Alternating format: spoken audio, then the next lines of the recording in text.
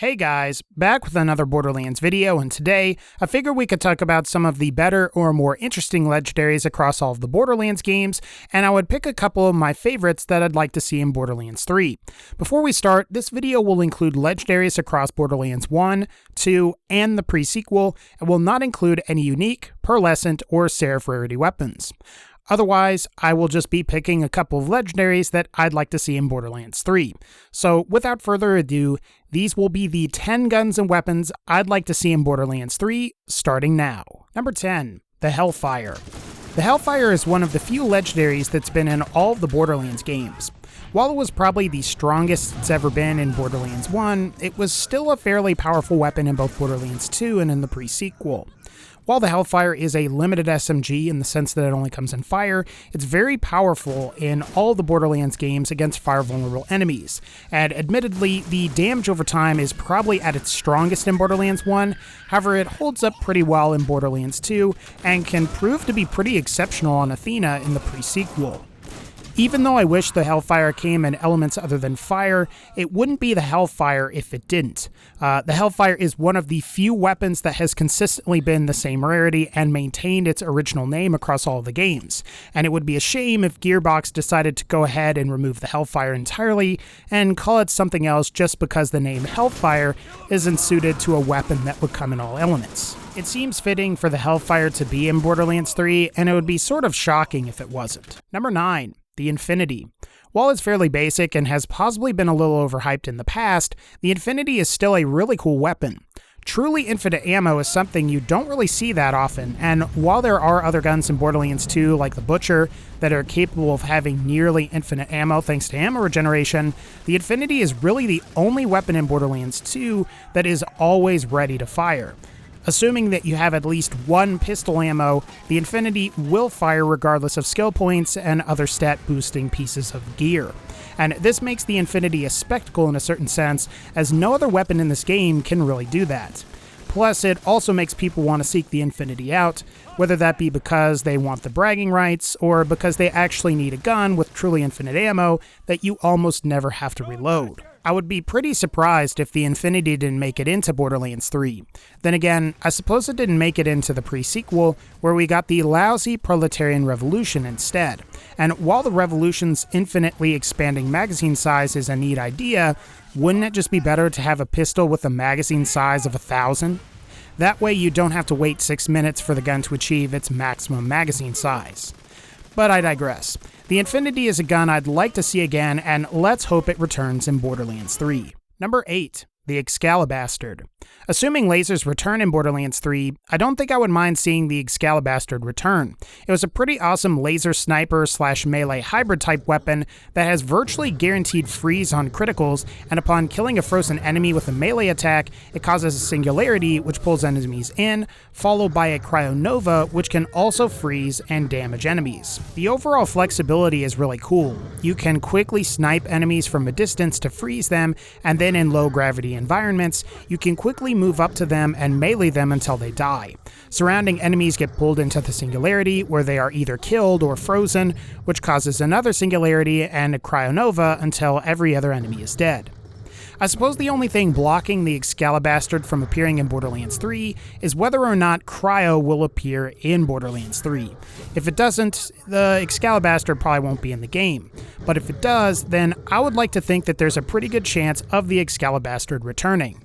Though I will say I'd be curious to see how Gearbox has the player acquire the Excalibur this time around.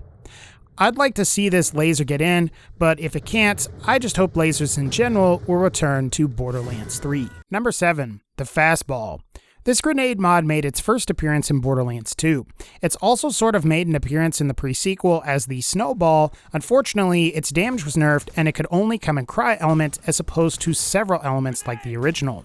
In Borderlands 2, the Fastball is an awesome weapon for grenade builds that allows the player to deal ridiculous amounts of damage to enemies.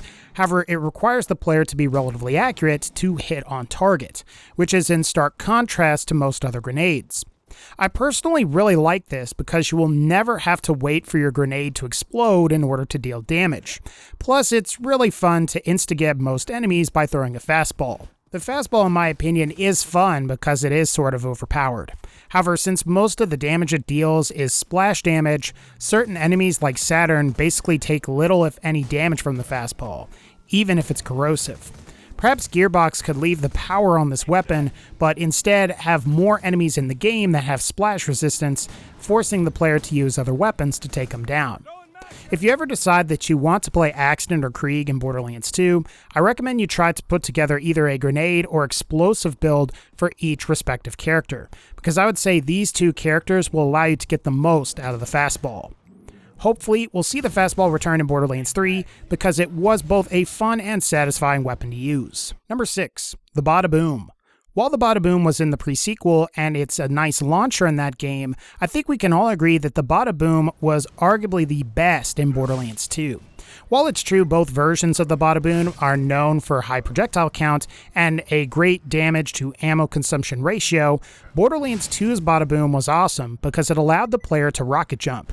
Sadly, the Badaboom in Borderlands the pre-sequel had its rocket jumping abilities removed, which was arguably one of the more entertaining aspects of the weapon for players like myself. I guess I get why they did this, but it was always fun to try and get into places that you couldn't normally get into. I've got fond memories of jumping the wall in Friendship Gulag, or launching myself through the ceiling in Bloodshot Stronghold to discover all the weird places that I could get into. At the very least, perhaps Gearbox could figure out a way to where the Badaboom will still propel the player for faster movement, because I think that is one really neat attribute of the weapon. I would say that assuming Bandit as a manufacturer returns in Borderlands 3, the Badaboom will most likely be in the game. It's just a question of whether we will be able to rocket jump or not. Number 5. The Hammer. So the Hammer is a shotgun from the original Borderlands that unfortunately didn't make its way into Borderlands 2. I suppose the reason for that is that the Hammer was a Vladof shotgun, and perhaps would have been a reference to the Soviet hammer and sickle. Still, it seems like the Hammer could have been a great Torg legendary. What I like about the Hammer is that it has fairly high fire rate and damage, and it makes the gun pretty powerful and satisfying to use. While the explosive effect is essential for nostalgia, I have a feeling that the Hammer would still be pretty powerful without it. In fact, it would seem like a fire element hammer could be monstrous up against enemies that are vulnerable to fire damage. That said, I'd rather keep a lot of its original properties. While some Borderlands 1 guns are arguably better in Borderlands 2, there are quite a few that didn't make that great of a transition.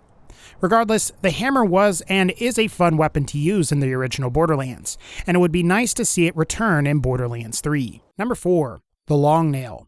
While the pre-sequel is notorious for a lot of its repackaged weapons, I've got to say that the Long Nail is definitely one of the highlights from that game. While specific skills like Mordecai's Trespass or the Trespasser Sniper from Borderlands 2 have the ability to bypass an enemy's shields, I don't think I really realized just how awesome this could be until I got a Cryo-Elemental Long Nail. It's pretty awesome to freeze enemies from a distance while their shields are still intact. Otherwise, you'd have to deplete their shield in order to freeze them. It's also sort of surprising that there aren't more weapons in any of the other games that allow the player to bypass shields. While Borderlands 1 has Mordecai, you're largely limited to the Trespasser in Borderlands 2, which is a bolt-action sniper rifle with below-average damage. Two traits that I would say greatly de-incentivize its use. However, the Long Nail corrects both of these problems by being fully automatic, which greatly contributes to overall DPS. That and the Long Nail can come in all elements, with cryo versions being truly exceptional. Overall, though, the Long Nail was a pretty great gun in the pre-sequel, and I hope it returns in Borderlands 3. Number 3. Kanada's Laser. Kanada's Laser is one of the few rocket launchers that's basically unique to the pre-sequel. Otherwise, you mostly have returning weapons like the Nukem, Mongol, and Badaboom. And I also think it's much better than other legendary launchers from the pre-sequel like the Thingy launcher, which is a mess, and the Barrigan, which is fairly underwhelming. The best part about Kanada's Laser is its ability to perform criticals. Usually a headshot on a frozen enemy is a near-instant kill. The reason for this is that not only does Kanada's Laser have high inherent damage, but it also deals explosive damage which deals additional damage to frozen targets. And criticals themselves also have boosted damage against frozen enemies. So I would be surprised if you couldn't get a kill or near instant kill by critting an enemy with Kanada's Laser. I think a big determinant of whether this gun will be in Borderlands 3 or not is whether Cryo Element will return in Borderlands 3. After all, I'm certain this launcher was designed with the Cryo Element in mind, since it's so powerful against frozen enemies. Hopefully, Kanada's laser will return in Borderlands 3, as it was an awesome gun in the pre-sequel. Number 2. The Ogre. While the Ogre does appear in the second Borderlands, I'm not as much of a fan of that particular version because it lacks the power of the original from Borderlands 1. That and the original Ogre didn't have to spin up first before it could deal a decent amount of damage. What was also nice about the Ogre was that it had a hybrid version known as the Ajax Ogre. Basically, the Ogre accessory gets combined with the Ajax Spear assault rifle barrel to create a weapon that not only is capable of exceptional damage output, but it has almost no recoil and very high fire rate. Even if it's not the Ajax Ogre specifically, it would be nice to see the Ogre return to form in Borderlands 3. While I suppose it's an Atlas weapon, it seems like the Ogre would be at home with either Torg or Vladov.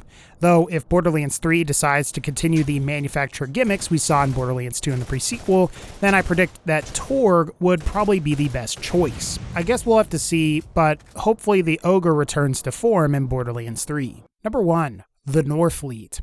I guess while I would be okay with it returning under a different name, it would be a shame to not have a gun as ridiculous as the Norfleet return in Borderlands 3. Guns like the BFG 9000 from Doom are always a welcome sight, and if you ask me, I think going through the hassle of spawning and killing Vermivorous or defeating Hyperius is a worthy enough challenge for the player to undertake to get the best rocket launcher in the game. Really, I think between dual duping and sham fleeting, the Norfleet sadly has developed sort of a lousy reputation. After all, what's the point of using anything else when you can simply equip a sham and a Norfleet and mow down whatever else is in front of you? Even still, the Norfleet is pretty well designed if you ask me. While extraordinary cases exist, for the most part, the Norfleet is only super deadly to most mob enemies.